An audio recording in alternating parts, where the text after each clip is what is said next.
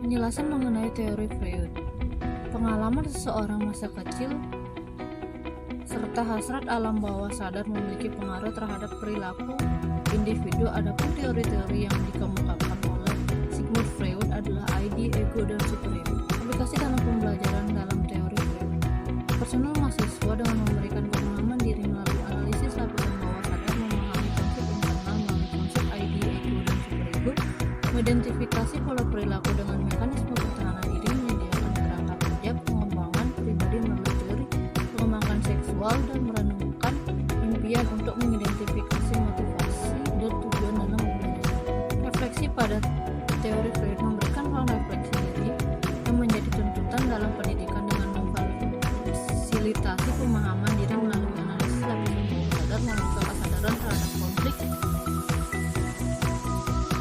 Nah, di sini saya akan menjelaskan tentang teori Erikson. Teori ini menekankan perkembangan anak di pentingnya interaksi sosial, pengembangan identitas diri, revolusi konflik untuk mencapai kesejahteraan psikososial. Adapun dengan tahapan-tahapannya, yaitu tahapan yang pertama kepercayaan versus ketidakpercayaan, tahapan kedua otonomi versus malu dan rendah, tahapan ketiga inisiatif versus rasa bersalah, tahapan keempat usaha versus inferioritas, tahapan kelima identitas versus peran bercabang, tahapan 6 intimasi dan versus isolasi, tahapan ketujuh produktivitas versus kemunduran, tahapan 8 integrasi versus putus asa. Dalam aplikasi pembelajaran, teori Erikson memberikan kerangka kerja yang membantu mahasiswa memahami dan mengatasi tantangan pengembangan pribadi sepanjang perjalanan akademis.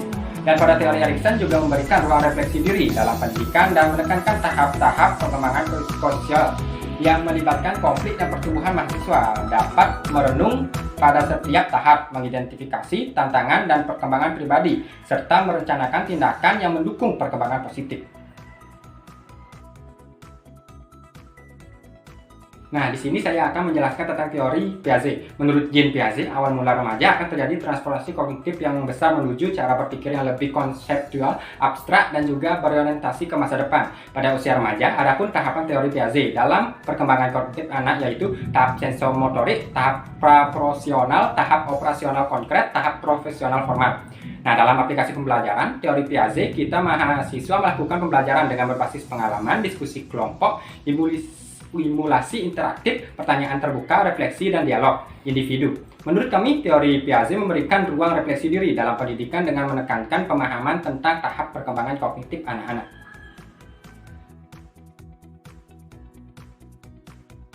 Baik, di sini saya akan menjelaskan teori Colbert.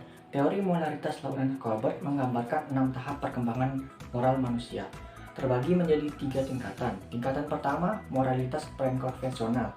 Tingkatan kedua, moralitas konvensional, dan tingkatan ketiga adalah moralitas post-konvensional. Kemudian, pengaplikasian dalam pembelajaran teori moralitas Colbert dapat menjadi rujukan berharga bagi mahasiswa dalam pelaksanaan pembelajaran pribadi.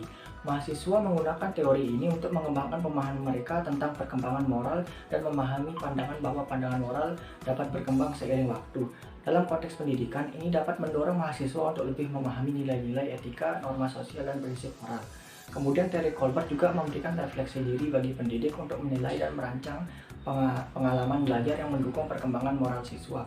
Dengan merujuk pada tahapan perkembangan moral, pendidik dapat mengevaluasi efektivitas pendekatan pengajaran mereka dan membuat penyesuaian sesuai untuk mendukung perkembangan moral siswa. Dan teori yang terakhir adalah teori Vygotsky. Teori Vygotsky adalah menekankan interaksi antara aspek internal dan eksternal pembelajaran dan penekanannya pada lingkungan sosial pembelajaran. Adapun tahapan-tahapannya antara lain tahap ketergantungan sosial, tahap pemahaman simbolik, tahap gugup dan pusat pendidikan, tahap ketergantungan sosial, tahap pemahaman simbolik, tahap gugup dan pusat pendidikan, tahap operasional formal.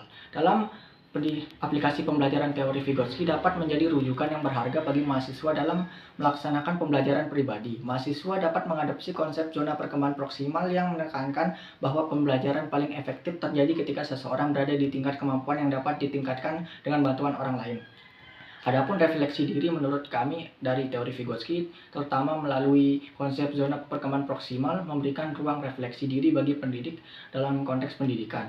Dengan menekankan peran interaksi sosial dalam pembelajaran, pendidik dapat merenung tentang sejauh mana mereka mendukung siswa dalam mencapai potensi maksimal mereka melalui bimbingan dan kolaborasi.